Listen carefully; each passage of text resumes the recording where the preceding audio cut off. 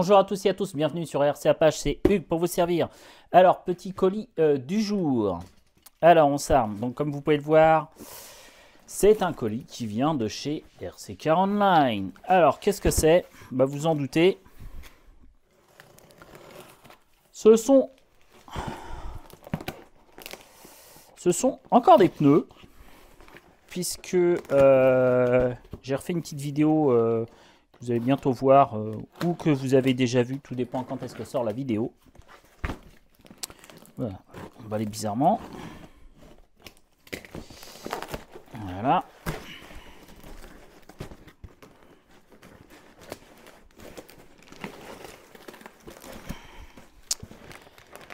Alors, ce coup-ci, ce sont une paire, deux paires, trois paires, et normalement,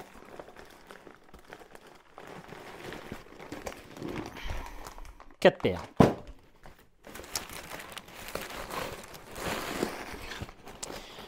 Alors, petite anecdote au propos d'RC Car Online. Pourquoi je commande souvent sur RC Car Online? Je vous assure, ils ont un service irréprochable.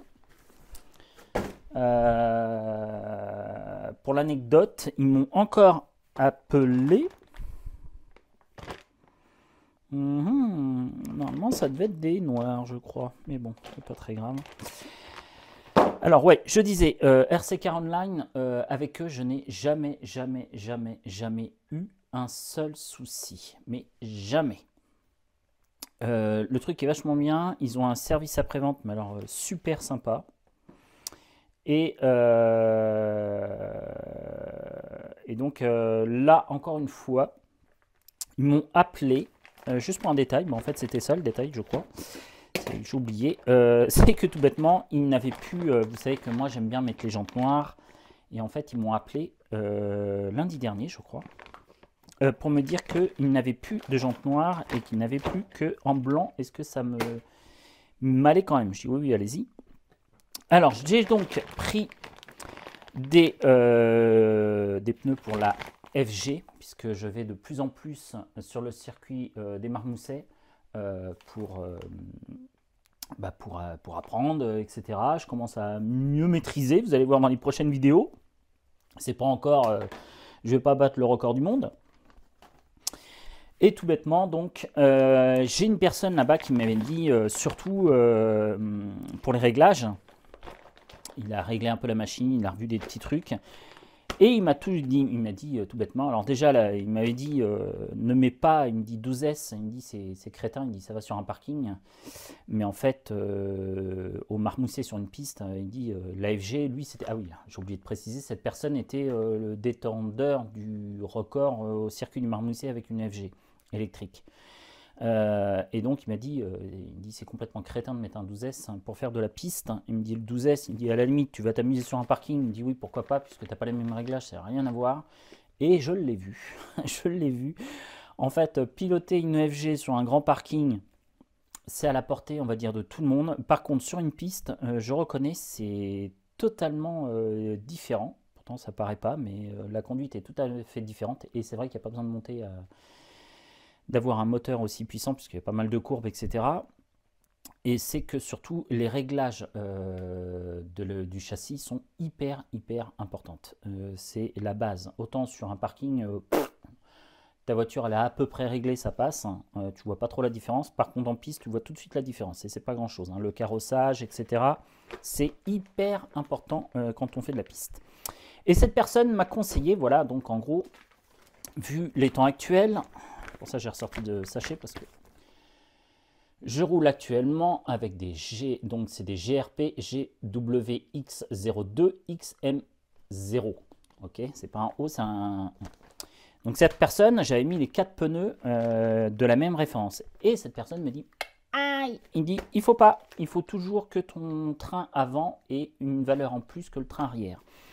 Donc c'est-à-dire si tu montes des XM0 à l'arrière, il faut que devant, c'est surtout le dernier chiffre, hein, il faut que tu aies un 1 devant. Toujours une gamme au-dessus. Voilà. Donc ici, c'est des ultra soft, XM0 ultra soft. Donc ça, je les mettrai à l'arrière. Et les extra soft sur le train avant. Parce qu'a priori, il faut éviter d'avoir le même train de pneus entre l'avant et l'arrière. Donc j'ai acheté des pneus. Parce que moi, j'adore. Franchement, la piste, c'est totalement différent d'aller sur un parking. C'est vrai que ça pardonne pas. Sur un parking, tu décales un peu de 50 cm, 1 mètre, c'est pas très grave. Sur une piste, c'est énorme. Donc c'est très intéressant, très tactique et très technique.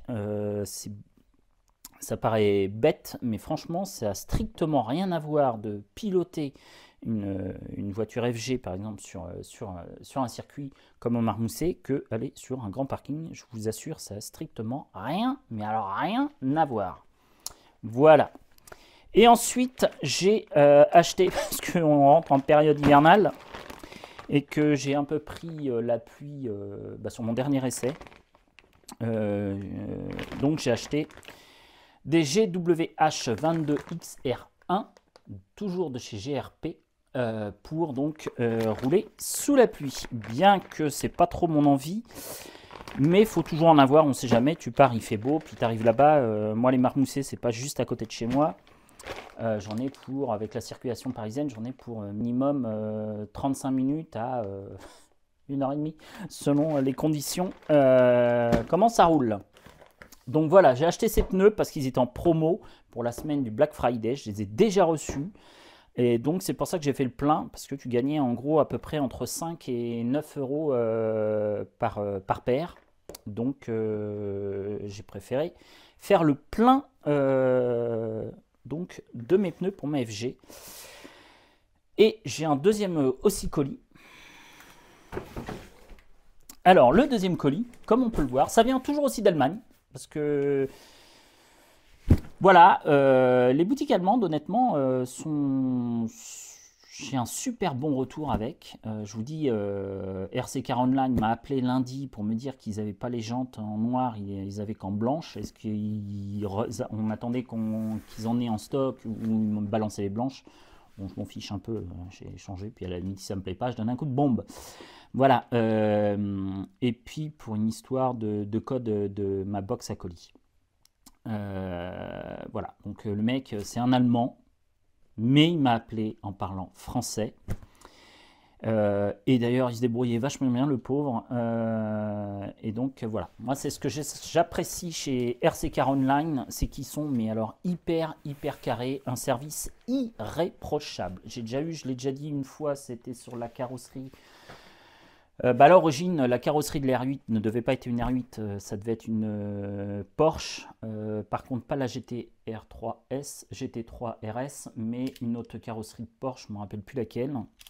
Et pareil, elle n'était pas dispo, et le gars m'avait rappelé, etc. Et franchement, ça s'était très bien passé. J'avais pris la R8 qui était dispo, etc. Et à chaque fois, il me parle en français, et franchement, c'est super appréciable, surtout quand tu ne parles pas la langue allemande. Voilà, et que tu n'es pas une bête non plus en anglais. Donc ça, c'est donc aussi une boutique où je commande de temps en temps. Ça s'appelle RC Fox, toujours pareil, Allemagne. Eux aussi, honnêtement, j'ai toujours eu un bon retour avec eux. Et là, je les ai achetés, c'était parce que pendant la semaine Black Friday, ils faisaient des trucs. Et là, j'ai vu un petit truc qui m'intéressait à un prix défiant toute concurrence. Donc, je l'ai prise. Alors, qu'est-ce que c'est? C'est pas ça. Allez, on déconne. Hop, on arrête. Alors, c'est une carrosserie Losi.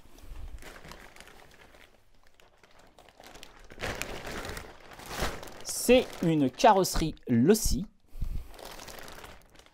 pour le Super Bajar E2. Alors, cette carrosserie, je l'ai eue, je crois, à... en gros, elle est vendue en moyenne, je crois, aux alentours de 140 €, je crois, ou 145, même si ma mémoire est bonne. Aux alentours, hein, je ne sais plus exactement. Et je l'ai eu à moins de 100 €. Je l'ai eu à 96 €. Excusez-moi, j'ai le hockey.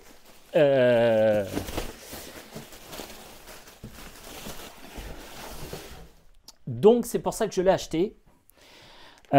Pour changer ma carrosserie donc, du Super Bajaret qui est complètement morte. On va faire le cochon. Hein, on a fait le cochon. On va faire un peu beaucoup le cochon.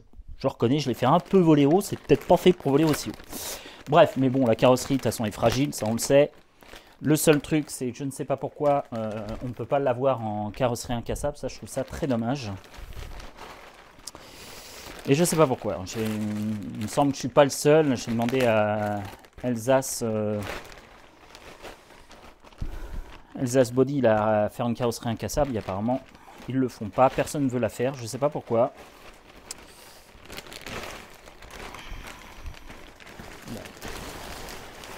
Alors, elle est transparente, vous allez me dire. Oui, elle est transparente.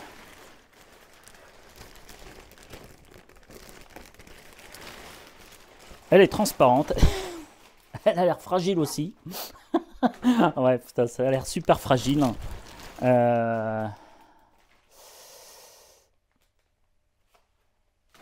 Les autocollants. Alors, ce qui est bizarre.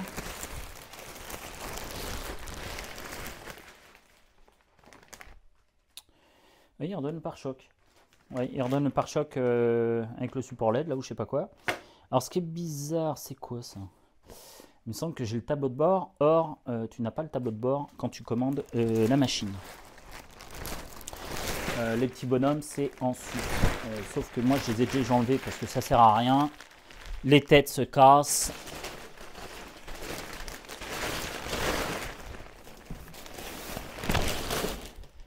Alors donc, c'est donc la carrosserie du Super Bajaret 2, qui est donc transparente, qui a l'air toutefois super costaud. Non, je plaisante. C'est comme d'hab, quoi. C'est pas costaud. Hein, c'est voilà, c'est. Je comprends pas. Ouais, je piche pas. Je la trouve vraiment très fine. À vue de nez, elle fait 1,5 mm. Hein, c'est pas une 2 mm. Je ne crois pas. Mais il faudrait que je sais plus où est mon pied à coulisses. Je suis pas sûr qu'il soit là, mon pied à coulisses. Bon, on va essayer de voir à peu près comme ça avec un. Non, je sais plus où est mon pied à coulisses. Je pense qu'il doit pas être là. Ouais, pour moi c'est 1,5 mm. C'est pas une 2 mm. Alors. J'hésitais à l'envoyer à notre ami Bertrand de chez LB Painting. Et je me suis dit, vu la durée de vie d'une carrosserie, si je commence à l'emmerder à chaque fois que je lui envoie une carrosserie de Super Bajaret, le pauvre, il va vite en avoir ras-le-bol de la tâche. Du coup, je vais la faire moi-même et j'ai envie d'essayer. Je sais que c'est assez compliqué, entre guillemets. C'est un savoir-faire. Je ne l'ai pas. J'ai déjà fait la carrosserie de Porky. Bon, ça s'était bien passé aussi, hein, quand même. Faut pas exagérer. C'est rose. Ouais, je sais. Ouais. Je sais pas pourquoi j'ai fait cette connerie-là. Mais bon. Voilà. Donc, je vais essayer de faire moi-même la carrosserie, parce que je me dis de toute manière, même si elle est moche, vu la durée de vie, c'est pas très grave. Il en faudra une autre.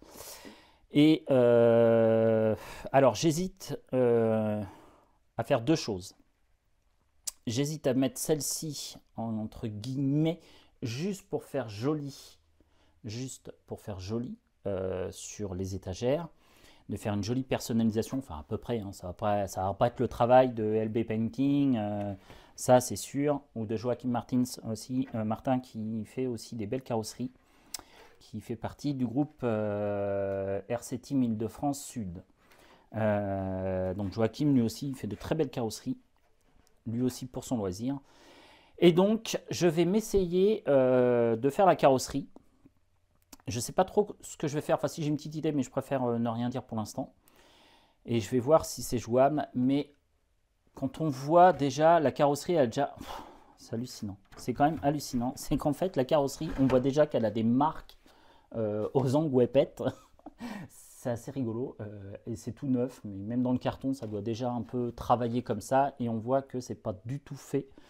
Je trouve ça quand même hallucinant de la part de Losi de continuer à fournir des carrosseries aussi peu qualitatives. Alors après, on va encore dire que je râle, comme d'habitude, mais c'est pas grave. Mais je trouve qu'au prix d'une carrosserie, puisqu'à l'état neuf, la carrosserie coûte, je vous dis, 140 balles ou même 145 balles, un truc dans le genre, selon les sites.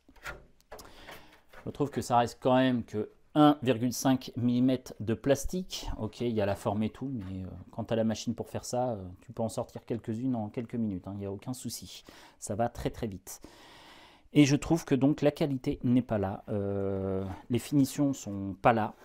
Pareil, je trouve ça, ça coupe légèrement. Je me suis déjà coupé plus d'une fois avec l'autre carrosserie. Mais je pense que la transparente va être peut-être, j'ai envie presque de dire, peut-être de meilleure qualité que celle-ci. Et encore, non. Non, c'est pareil. C'est pareil. C'est la même chose, hein, sauf qu'il y a la peinture dessus. Alors voilà, donc j'ai cette carrosserie qu'il va falloir que je fasse.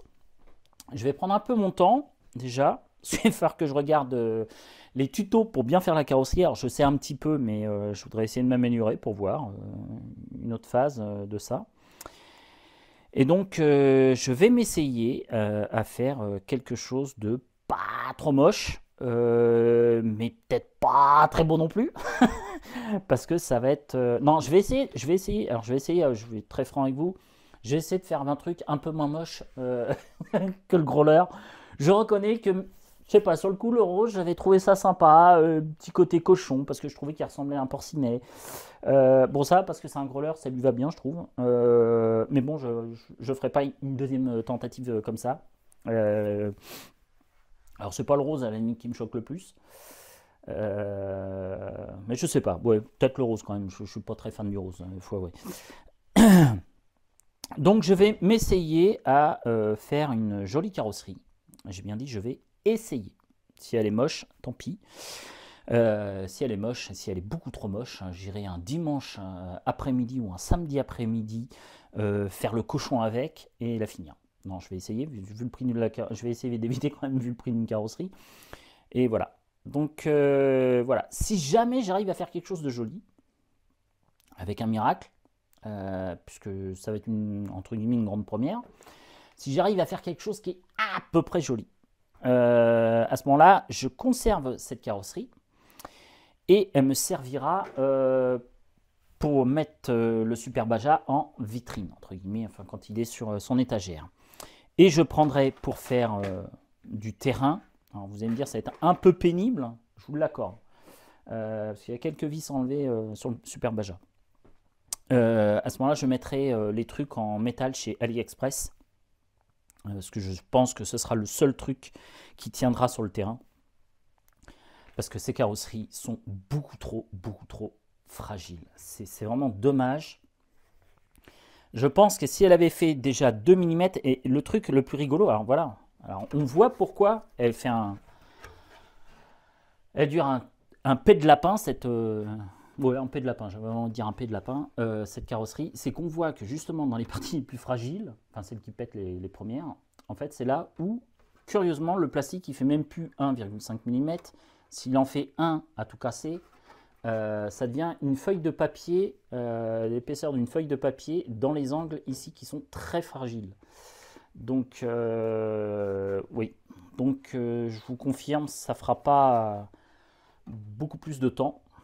Parce qu'on voit bien ici, là, sur cet angle-là, précisément, sur cet angle-là, la carrosserie est beaucoup plus fine que ici, par exemple. Ça, vraiment, ça s'affine très fortement dans cet angle. Et c'est pour ça que ça pète facilement. Et on va voir un autre endroit qui casse assez facilement aussi.